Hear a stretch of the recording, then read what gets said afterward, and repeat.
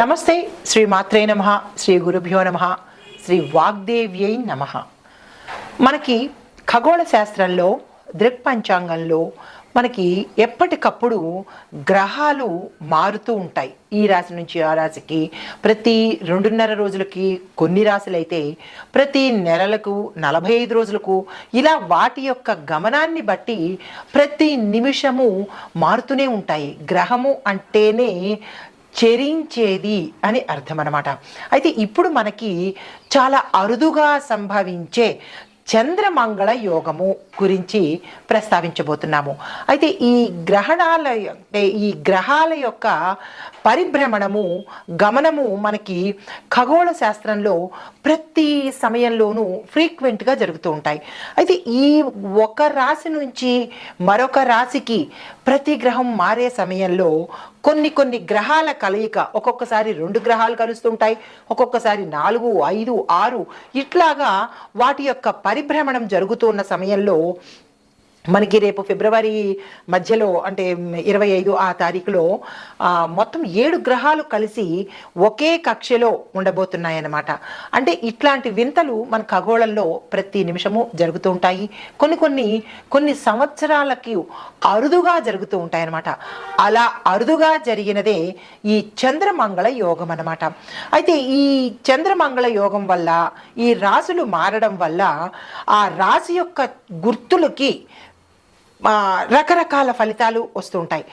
ఆ గుర్తుల్ని మనం అనుసంధానం చేసుకుంటూ ఏ రాశిలో ఏ గ్రహాలు ఎట్లాగా పరిభ్రమణం చేస్తున్నాయి, అవి ఏ సమయంలో చేస్తున్నాయి, వాటి యొక్క ఫలితాలు ఎలా ఉండబోతున్నాయి అనే అంశంలో మనకి ఫిబ్రవరి 26వ తారీఖు మాస శివరాత్రికి ఇలా ఒక రాశి నుంచి మరొక రాశికి మారుతూ ఉండడం వల్ల అద్భుతమైన ప్రయోజనాలు ప్రతి ఒక్క రాశి వారికి కలగబోతున్నాయి. అయితే ఈ క్రమంలో ఫిబ్రవరి 26వ తారీఖు 2025 మహాశివరాత్రి సందర్భంగా మకర రాశిలో కుజుడు చంద్రుడితో కలయిక అవ్వడం వల్ల చంద్రమంగళ యోగం అనేది సంభవించబోతోంది. అయితే మనకి ప్రతి ఏడాదిలోనూ ఫాల్గుణ మాసంలో కృష్ణపక్షం చతుర్దశి రోజున మనకి మహాశివరాత్రి వస్తుందన్నమాట. అయితే ఈ సంవత్సరంలో ఫిబ్రవరి 26వ తారీఖు ఏర్పడబోతోంది. ఈ మహాశివరాత్రిని మనం చాలా వైభవంగా జరుపుకుంటూ ఉంటాము. ప్రతి నెల వచ్చేది మాస శివరాత్రి అయితే మహాశివరాత్రి సంవత్సరానికి ఒక్కసారి వస్తుంది. అయితే ఈ క్రమంలో శనిదేవుడు తన సొంత రాశి అయిన కుంభరాశి నుంచి శనిదేవుడు, శుక్రుడు, సూర్యుడు అరుదుగా కలయిక జరగబోతోంది. దీన్ని త్రిగ్రాహి కలయిక అంటారు. 3 గ్రహాల యొక్క సంయోగము, కలయిక అనమాట. ఇది చాలా అరుదుగా మన ఖగోళ శాస్త్రంలో జరగబోతోంది. అయితే ఇది ఇలా జరగడం వల్ల మనకి ఏమి ఏర్పడబోతోంది, ఏ రాశులు ఎలాగా మనకి ఎఫెక్ట్ అవ్వబోతున్నాయి అనే అంశాలని చూద్దాము. అయితే ఈ కలయిక 300 సంవత్సరాల క్రితం ఒకసారి జరిగింది, మళ్ళా తిరిగి ఈ సంవత్సరంలో జరగబోతుంది అనమాట. అయితే ఈ చంద్రమంగళ యోగం అంటే ఏమిటి, అందరికీ అంటే సంశయం రావచ్చు. చంద్రమంగళ యోగం అంటే ఏంటి, అది కూడా ఒక యోగమేనా అంటే, ప్రతిసారి మనకి కొన్ని యోగాలు, కొన్ని రాజయోగాలు, కొన్ని మహారాజ యోగాలు కూడా ఈ గ్రహాల మార్పు వల్ల జరుగుతున్నాయి. ఇప్పుడు మనం ప్రస్తావించుకోబోయే అంశము చంద్రమంగళ యోగం అన్నమాట. అయితే ఈ చంద్రుడు మంగళుడు కలిసి ఒకే రాశిలో ఉంటూ పరస్పర దృష్టి, అంటే ఇద్దరు ఇలా ఎదురు బదురు చూసుకునే దృష్టి కలవడం అనేది చాలా అపురూపమైన సంయోగము. ఆ సంయోగమే మనకి ఇప్పుడు కలగబోతోంది అనమాట. అయితే దీనివల్ల మనకి ఏమిటి జరుగుతోంది, ఈ 2 గ్రహాలు ఎదురెదురుగా చక్కగా చూసుకోవడం వల్ల విశేషమైన ధనప్రాప్తి, దానితో పాటు ఆత్మవిశ్వాసము, సాహసము, తర్వాత శరీరంలో బలము, అంటే ఆరోగ్యపరంగాను ఇలాగా అన్ని విశేషమైన ఫలితాలు మనకి ఈ 2 గ్రహాలు ఇవ్వబోతున్నాయి. అయితే ఇది గోచార రీత్యా, దృక్పంచాంగం రీత్యా, ఖగోళ శాస్త్ర రీత్యా జరగబోయే ఫలితాలు మేషాది ద్వాదశ రాశుల వారికి. ఇదేంటి అయితే వ్యక్తిగతంగా మరి మాకు ఎలా తెలుస్తుంది అనేటట్టుగా చూసినట్టయితే కనుక ఈ వ్యక్తిగత సమగ్రమైన జాతక పరిశీలన చేయించుకుంటే ఈ 2 గ్రహాలు అంటే ప్రతి జాతక చక్రంలోనూ మనకి 12 భావాలు ఉంటాయి. 12 భావాలు అంటే లగ్నం నుంచి 12 స్థానాలు అన్నమాట. స్థానాలనే మనం భావాలు అంటాము. ఈ స్థానాలలో ఈ ఇద్దరి కలయిక ఏ స్థానంలో కలగబోతోంది. మొదటి స్థానం మనము లగ్నం అని చెప్పుకుంటాం. తను భావము అంటే తన యొక్క భావము, రెండో భావము, మూడో భావము, ఇలా ఒక్కొక్క భావానికి ఒక్కొక్కళ్ళు. 4వ భావమేమో మాతృభావము, 3వ భావము భ్రాతృ అంటే అన్నదమ్ములు కానీ అక్క చెల్లెళ్ళు కానీ, ఇలాగా 7వ భాగము కళత్రము అంటే భార్య కానీ భర్త కానీ, ఇలా లాభాలు కర్మ ఇలాగ ప్రతి ఒక్కటి అంశాలుగా ఉండబోతున్నాయి. అయితే ఈ వీరిద్దరి కలయిక మీ యొక్క జాతకంలో ఎక్కడ కలుస్తోంది, ఎలాంటి ఫలితాలు వస్తున్నాయి అనేది మీరు వ్యక్తిగతంగా తెలుసుకున్నట్టయితే కనుక మీకు తెలిసిపోతుంది. అయితే ఇప్పుడు ఈ చంద్రమంగళ యోగం వల్ల మేషాది ద్వాదశ రాశుల వారికి సమగ్రంగా ఎలా ఉండబోతోంది అంటే ఫిబ్రవరి 26 నుంచి ఈ జాతకాలు ఎలా ఉండబోతున్నాయి అనే అంశంలో ముందుగా చంద్రమంగళుడు కలిసి ఉండడం వల్ల మనకి స్పష్టమైన ఆలోచనలు, ధైర్యము, బలము, ఆరోగ్యము, తరువాత ఇట్లాంటి ఆత్మవిశ్వాసము, ఆకస్మిక ధనప్రాప్తి, యోచనా శక్తి, ధారణ శక్తి, ఇట్లా ఒకటేంటి అన్ని శుభ ఫలితాలను వీరిద్దరూ ఇవ్వబోతున్నారు. తదుపరి రాశి కర్కాటక రాశి. ఈ కర్కాటక రాశిలో ఉండేవారికి చంద్రమంగళ యోగం ఎలాంటి ప్రభావాన్ని చూపిస్తుంది అనే అంశంలో ఉద్యోగస్తులకు సీనియర్స్తో కొన్ని తగాదాలు రావడము, మాట పట్టింపులు రావడము, ఈగోలకు యాటిట్యూడ్లకు వెళ్ళడం వల్ల కొన్ని తీవ్రమైన కష్టాలు, నష్టాలు, కొంతమందికి తీవ్రమైన అపనిందలు, ఇలాంటి సమస్యలు, గొడవలు వచ్చే అవకాశం ఉంది. జాగ్రత్తలు తీసుకోండి. పనుల్లో ఆలస్యాలు అవుతున్నప్పుడు మీరు దాన్ని యాక్సెప్ట్ చేయండి. మీ వల్ల కనుక ఏదైనా తప్పిదం జరిగితే యాక్సెప్ట్ చేయండి తప్ప దాన్ని కప్పిపుచ్చేందుకు మరికొన్ని కొత్త సమస్యలు సృష్టించుకోవడము, కొన్ని అబద్ధాలు ఆడడము, ఇట్లా తప్పించుకునే ప్రయత్నం చేస్తే అవి తిరిగి మళ్ళీ మీ మెడకు చుట్టుకునే అవకాశం ఉంది. తద్వారా ఉద్యోగం పోతుంది, అంటే పరువు కూడా పోతుంది. కాబట్టి అలాంటివన్నీ చెయ్యకుండా తప్పు యాక్సెప్ట్ చేయండి, మళ్ళీ రిపీట్ కాకుండా చూసుకోండి. మీరు చేసే కష్టానికి ఫలితాలు కూడా వచ్చే అవకాశం కొంతమందికి కనబడుతోంది. దీనికి మాత్రం మీరు కఠోరమైన శ్రమ చేయాలి. ఏదో వాళ్ళతోగా అట్లా చేసేస్తాను అంటే కాదు, డెడికేటెడ్గా మీ యొక్క బాధ్యతను నిర్వహించాలి. ఈ చిన్ని జాగ్రత్తలు తీసుకోండి. అంతగా బాగోలేదు కాబట్టి జాగ్రత్తలు పాటించుకోండి.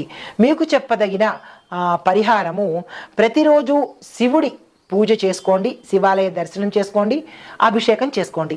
దీనితో పాటుగా నైతికత పాటించండి. ఈ తప్పనిసరి చేయవలసిన పని. అయితే వ్యాపారస్తులకు చూసుకున్నట్టయితే మీ వ్యాపారాలు కొంత మందకొడిగా సాగుతాయి. అంటే స్లోగా సాగడము, లాభాలు రాకపోవడము, కొంతమందికి ఏంటంటే అసలు లాభాలంటే ఏమిటి అన్నట్టుగా తిరిగి చేతిదే పెట్టుబడి పెట్టడము, ఇట్లాంటి సమస్యలు వచ్చే అవకాశం ఉంది. కొంతమందికి ఖర్చులు పెరిగి పెట్టుబడి పెట్టినందుకు విచారించే పరిస్థితి కనబడుతోంది. కాబట్టి ఈ సమయంలో మీరు ఎటువంటి పెట్టుబడులకి ముందుకు వెళ్ళకండి. కొత్త మార్కెట్ అవకాశాలు మీకు మీ వ్యాపారానికి కనబడుతున్నా కానీ మీ యొక్క ప్రతిస్పందన, మీ యాక్షన్ ఆఫ్ ప్లాను, మీ వేసే ముందడుగు స్లోగా ఉంటుంది. అంత తొందరగా రియాక్ట్ అవ్వని పరిస్థితి గోచరిస్తోంది. అందుకంటే చంద్రుడు మనసుకి కారకుడు కాబట్టి మీ మనసు అట్లా పోతుంటుంది. ఏం చేస్తానులే, రేపు ఎప్పుడైనా చేద్దాం, తర్వాత ఎప్పుడైనా చేద్దామని మీ అంతటా మీరే అవకాశాన్ని చేజార్చుకునే పరిస్థితి గోచరిస్తోంది. కాబట్టి అట్లాంటి పొరపాట్లు చేయకండి. మీకు చెప్పదగిన పరిహారము శనివారం నాడు నెయ్యి లేదా నల్ల ఎండుకాయలను దానం చేసుకోండి. అంటే ఆవు నెయ్యిని లేదా అంటే నల్ల రంగులో ఉన్న ఎండుకాయల్ని శనివారం నాడు తప్పనిసరిగా దానం ఇచ్చుకోండి. తర్వాత విద్యార్థులు కనుక చూసినట్టయితే మీరు శ్రమ ఎక్కువ పడవలసి వస్తుంది. అనుకూలమైన ఫలితాలు పొందే పరిస్థితి గోచరించట్లేదు. పోటీ పరీక్షల్లో మంచి ఫలితాలు వస్తాయి, కానీ దానికి సమయం మీరు కేటాయించలేని పరిస్థితి. కొంతమంది అయితే డ్రాప్ అయ్యే పరిస్థితి కూడా గోచరిస్తోంది. కంగారు పడకండి, పరిహారం చేసుకోండి. మీరు ప్రతి గురువారము గణపతిని, అంటే పసుపు గణపతిని తయారు చేసుకొని, గురువారం రోజు, ప్రతిరోజు అక్కర్లేదు, పసుపు గణపతిని తయారు చేసుకొని దానికి మీ యొక్క పూజ చేసుకుని మీ కష్టాన్ని చెప్పుకున్నట్టయితే కనుక ఇది దాటే పరిస్థితి గోచరిస్తోంది. తర్వాత వ్యవసాయదారులకు వ్యవసాయ రంగంలో మీకు అంత అనుకూలమైన పరిస్థితి గోచరించట్లేదు. వర్షాల వల్ల ఇబ్బందులు కలుగుతున్నాయి కాబట్టి, అంటే ఫ్యూచర్లో వర్షాల వల్ల పడకపోవడం వల్ల నీటి ఎద్దడికి సంబంధించి ఇబ్బందులు వచ్చే అవకాశం ఉంది. దానికి ముందుగానే మీరు ప్రయత్నాలు ఇప్పటి నుంచే కనుక చేసుకుని నీటిని నిల్వ చేసుకునే ప్రయత్నం చేయడము, దానికి ఆ పరిష్కార మార్గాలు వెతకడం చేసినట్టయితే కనుక పంట సజావుగా వెళ్ళిపోతుంది. తర్వాత మీరు ఏ పంటలు వేయాలి, మీకు ఆ నేల యొక్క మట్టి సారాన్ని బట్టి కానీ, మట్టి యొక్క రంగును బట్టి కానీ, లేదా మీరున్న ప్రాంతాన్ని బట్టి కానీ ఏ పంటలు వేస్తే మనకి తొందరగా ఫలసాయం వస్తుంది, రేటు వస్తుంది అనేది ఆలోచన చేసి ఆ ప్రయత్నం చేసుకోండి. మీకు చెప్పదగిన పరిహారము, శుక్రవారం నాడు తప్పనిసరిగా అమ్మవారిని పూజించుకోండి. ఐటీ రంగంలో ఉన్న వారికి చూసినట్టయితే మీ ప్రాజెక్ట్స్ కొంత లేట్ అయ్యే ప్రమాదం కనబడుతోంది. అయినప్పటికీ నిరాశ చెందకుండా అది సాధించడానికే ప్రయత్నం చేసుకోండి. జ్ఞాన వృద్ధి, సాంకేతికంలో నిపుణతను సాధించండి. అంటే ఏం లేదు, టెక్నాలజీలో గ్రోత్ను సాధించండి. కొత్త టెక్నికల్ స్కిల్స్ని డెవలప్ చేసుకోండి. మీకు చెప్పదగిన పరిహారము, ఆదివారం నాడు సూర్య ఆరాధన చేయండి. నవగ్రహ ఆలయ దర్శనం తప్పనిసరిగా చేసుకోండి. కుటుంబపరంగా చూసినట్టయితే కుటుంబంలో చిన్న చిన్న గొడవలు వచ్చే అవకాశం ఉంది, కానీ క్షమించమని అడిగే అలవాటును మీరు ఏర్పాటు చేసుకోవాలి. ఎందుకంటే ఆ గొడవల్ని యాటిట్యూడు, ఈగోతో మరింత పెంచుకోకుండా చిన్నగా సారీ చెప్పేసి తిరిగి రిపీట్ చేయకుండా కుటుంబాన్ని కాపాడుకునే ప్రయత్నం చేయండి. పెద్దల ఆరోగ్యం పట్ల తప్పనిసరిగా జాగ్రత్తలు తీసుకోండి. మీకు చెప్పదగిన చిన్ని పరిహారము, తులసి మొక్కకి తప్పనిసరిగా నీరు పోసుకోండి. ఆరోగ్యం కనుక చూసినట్టయితే మానసికంగా ఆందోళన ఉంటుంది, ఒత్తిడి ఉంటుంది. దాంతోపాటు కళ్ళకు, జుట్టుకు సమస్యలు వచ్చే అవకాశం ఉంది. జాగ్రత్తగా పరిశీలన చేసుకోండి. ఎందుకు జుట్టుకి సమస్య వస్తుంది అంటే కనుక తీవ్రంగా ఒత్తిడి ఉండడం వల్ల ఆ ఎఫెక్ట్ హెయిర్ మీదే కదా పడుతుంది. కాబట్టి ఒత్తిడి తగ్గించుకోండి, హెయిర్ ఫాల్ని అరికట్టుకోండి. అయితే దీంతో పాటుగా మీకు కొన్ని అనారోగ్య సమస్యలు గతం నుంచి ఉన్నట్టయితే కనుక డాక్టర్ పర్యవేక్షణ తప్పనిసరిగా చేసుకోండి. మీకు చెప్పదగిన పరిహారము, శనివారం రోజు సూర్యుడి ఆరాధన చేయండి. సూర్యుడికి సంబంధించిన స్తోత్రాలు తప్పనిసరిగా చదువుకోండి. తర్వాత కళలు, రాజకీయ రంగంలో ఉన్న వారికి, రాజకీయ నాయకులు అభివృద్ధి చెందుతారు. కళాకారులకు శ్రద్ధ పట్టి తప్పనిసరిగా మీరు ఏం కోరుకుంటున్నారో అది సాధించుకునే ప్రయత్నం చేయండి. మీకు చెప్పదగిన పరిహారం ఏంటంటే, గురువారం రోజు పసుపు గణపతిని తయారు చేసుకుని స్వామివారికి కనుక పూజ చేసుకున్నట్టయితే మీకుండే ఆటంకాలు ఏవైనా ఉంటే పోయే పరిస్థితి. అయితే సమగ్ర విశ్లేషణ, ఉత్తమ ఫలితాలు ఎవరికి అంటే ఉద్యోగస్తులకు, వ్యాపారస్తులకు, ఐటీ రంగంలో ఉన్న వారికి. జాగ్రత్తలు కుటుంబ పరంగాను, ఆరోగ్యపరంగాను తప్పనిసరిగా జాగ్రత్తలు తీసుకోవాలి. మీకు ముఖ్యమైన పరిహారాలు, శివుడి పూజ చేయండి, శివాలయాలకి వెళ్ళండి. శనివారం నాడు నల్ల నువ్వులు, ఎండుకాయలు దానంగా ఇవ్వండి. తర్వాత ప్రతి గురువారము పసుపు గణపతిని తయారు చేసుకుని దానికి పూజ చేసుకోండి. అయితే ముఖ్యమైన సూచనలు ఏంటంటే, నెంబర్ 1, ఆరోగ్యాన్ని కాపాడుకోండి. రెండోది, సామరస్యంగా కుటుంబ సభ్యులతో వ్యవహరించండి.